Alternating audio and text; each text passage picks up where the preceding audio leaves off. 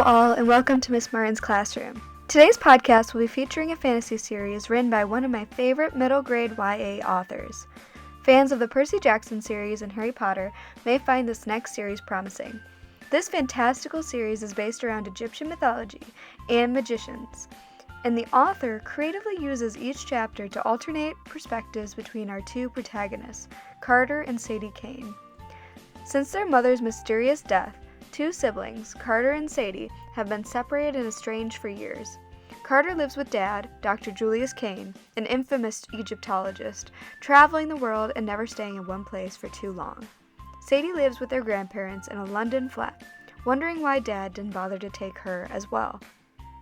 One day, Dr. Julius Kane and Carter make their way back to London, which is where Sadie lives, and the family is reunited at last. However, everything is not what it seems for Carter and Sadie as their father drags them to the British Museum, talking about how he is going to make things right again. An explosion for Christmas. Carter's perspective. I'd been to the British Museum before. In fact, I've been in more museums than I'd like to admit. It makes me sound like a total geek. That's Sadie in the background yelling that I am a total geek. Thanks, sis. Anyway, the museum was closed and completely dark, but the curator and two security guards were waiting for us on the front steps. Dr. Kane! The curator was a greasy little dude in a cheap suit. I'd seen mummies with more hair and better teeth. He shook my dad's hand like he was meeting a rock star. Your last paper on Imhotep? Brilliant! I don't know how you translate those spells. Who? Sadie muttered to me. Imhotep, I said. High priest, architect. Some say he was a magician. Designed the first step pyramid. You know. Don't know, Sadie said. Don't care, but thanks. Dad expressed his gratitude to the curator for hosting us on a holiday. Then he put his hand on my shoulder. Dr. Martin, I'd like you to meet Carter and Sadie. Ah, your son, obviously. And... The curator looked hesitantly at Sadie. And this young lady? My daughter, Dad said. Dr. Martin's stare went temporarily blank. Doesn't matter how open-minded or polite people think they are. There's always that moment of confusion that flashes across their face when they realize Sadie is part of our family. I hate it, but over the years I've come to expect it. The curator regained his smile. Yes, of course. Right this way, Dr. Kane. We're very honored. The security guards locked the doors behind us. They took our luggage. Then one of them reached for Dad's work bag. Ah, no, Dad said with a tight smile. I'll keep this one. The guards stayed in the foyer as we followed the curator into the great court. It was ominous at night. Dim light from the glass dome ceiling cast cross-hatched shadows across the walls like a giant spider web. Our footsteps clicked on the white marble floor. So, Dad said, the stone? Yes, the curator said, though I can't imagine what new information you could glean from it. It's been studied to death. Our most famous artifact, of course. Of course, Dad said, but you may be surprised. What's he on about now? Sadie whispered to me. I didn't answer. I had a sneaking suspicion what stone they were talking about, but I couldn't figure out why Dad would drag us out on Christmas Eve to see it. I wondered what he'd been about to tell us at Cleopatra's Needle. Something about our mother and the night she died? And why did he keep glancing around as if he expected those strange people we'd seen at the Needle to pop up again? We were locked in a museum surrounded by guards and high-tech security. Nobody could bother us in here. I hoped. We turned left into the Egyptian wing.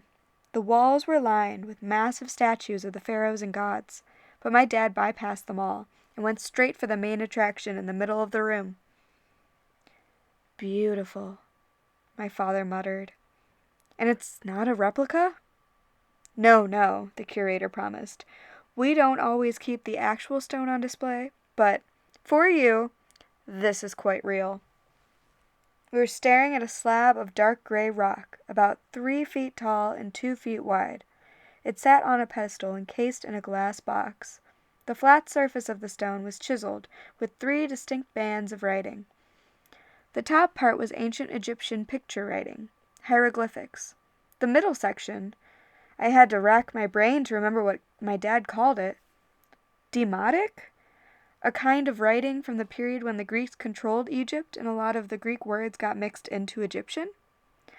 The last lines were in Greek. "The Rosetta Stone," I said. "Isn't that a computer program?" Sadie asked. I wanted to tell her how stupid she was, but the curator cut me off with a nervous laugh. "Young lady, the Rosetta Stone was the key to deciphering hieroglyphics. It was discovered by Napoleon's army in 1799 and—" "Oh, right," Sadie said. "I remember now." I knew she was just saying that to shut him up, but my dad wouldn't let it go. "Sadie," he said, "until the stone was discovered, regular mortals, no one had been able to read hieroglyphics for centuries. The written language of Egypt had been completely forgotten. Then, an Englishman named Thomas Young proved that the Rosetta Stones' 3 languages all conveyed the same message. A Frenchman named Champollion took up the work and cracked the code of hieroglyphics." Sadie chewed her gum, unimpressed. "What's it say, then?" Dad shrugged. "Nothing important. It's basically a thank you letter for some priest to King Ptolemy V. But when it was first carved, the stone was no big deal. But over the centuries, it has become a powerful symbol, perhaps the most important connection between ancient Egypt and the modern world. I was a fool not to realize its potential sooner." He'd lost me, and apparently the curator, too. "Dr. Kane," he asks, "are you quite all right?" Dad breathed deeply. "My apologies, Dr. Martin. I was just thinking aloud. If I could have the glass removed, and if you could bring me the papers I asked for from your archives." Dr. Martin nodded. He pressed a code into a small remote control, and the front of the glass box clicked open. "It will take a few minutes to retrieve the notes," Dr. Martin said. "For anyone else, I would hesitate to grant unguarded access to the stone as you've requested. I trust you'll be careful." He glanced at us kids like we were the troublemakers. "We'll be careful," Dad promised. As soon as Dr. Martin's steps receded, Dad turned to us with a frantic look in his eyes. "Children, this is very important. You have to stay out of this room." He slipped his work bag off his shoulder and unzipped it just enough to pull out a bike chain and padlock. "Follow Dr. Martin. You'll find his office at the end of the great court on the left. There's only one entrance. Once he's inside, wrap this around the door handles and lock it tight. We need to delay him." "You want us to lock him in?" Sadie asked, suddenly interested. "Brilliant!" "Dad," I said, "what's going on?" "We don't have time for explanations," he said. "This will be our only chance. They're coming." "Who's coming?" Sadie asked. He took Sadie by the shoulders. "Sweetheart, I love you, and I'm sorry. I'm sorry for many things, but there's no time now. If this works, I promise, I'll make everything better for all of us. Carter, you're my brave man. You have to trust me. Remember, lock up Dr. Martin, then stay out of this room." Chaining the curator's door was easy, but as soon as we'd finished, we looked back the way we'd come and saw a blue light streaming from the Egyptian gallery, as if our dad had installed a giant glowing aquarium. Sadie locked eyes with me. "Honestly, do you have any idea what he's up to?" "None," I said, "but he's been acting strange lately, thinking a lot about Mom. He keeps her picture."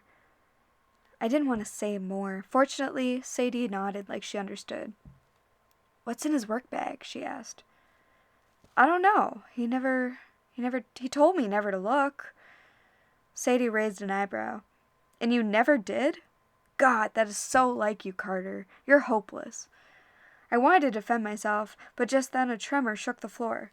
Startled, Sadie grabbed my arm. "He told us to stay put. I suppose you're going to follow that order, too." Actually, that order was sounding pretty good to me, but Sadie sprinted down the hall, and after a moment's hesitation, I ran after her. When we reached the entrance of the Egyptian gallery, we stopped dead in our tracks.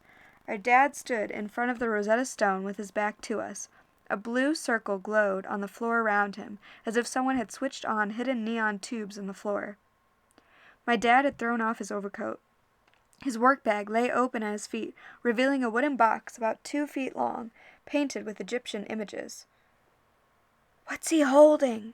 Sadie whispered to me. "Is that a boomerang?" Sure enough, when Dad raised his hand, he was brandishing a curved white stick. It did look like a boomerang, but instead of throwing the stick, he touched it to the Rosetta Stone. Sadie caught her breath. Dad was writing on the stone. Wherever the boomerang made contact, glowing blue lines appeared on the granite. Hieroglyphs. It made no sense. How could he write glowing words with a stick? But the image was bright and clear. Ram's horns above a box, and an X. "Open," Sadie murmured. I stared at her because it sounded like she had just translated the word, but that was impossible. I'd been hanging around Dad for years, and even I could only read a few hieroglyphs. They are seriously hard to learn. Dad raised his arms. He chanted, and 2 more hieroglyphic symbols burned blue against the surface of the Rosetta Stone. As stunned as I was, I recognized the first symbol. It was the name of the Egyptian god of the dead. "Wosir?" I whispered. I'd never heard it pronounced that way, but I knew what it meant. Osiris. "Osiris, come," Sadie said, as if in a trance. Then her eyes widened. "No!" she shouted. "Dad, no!" Our father turned in surprise. He started to say, "Children," but it was too late. The ground rumbled, the blue light turned to a searing white, and the Rosetta Stone exploded. With the museum on fire, their father gone, and the Egyptian gods loose, Carter and Sadie Kane embark on a quest across the world to discover the mysterious truth about their family and their connection to a secret order that has survived since the time of the pharaohs in The Red Pyramid by Rick Riordan. Some highlights of this series include the Egyptian mythology, Egyptian culture, and character relationships. As I was reading this series, I was struck by how intriguing Egypt and its mythological history really was. I found myself wanting to learn more about its culture and stories. Carter and Sadie's dynamic was also quite engaging, as it really reminded me of my own relationship with my younger brother.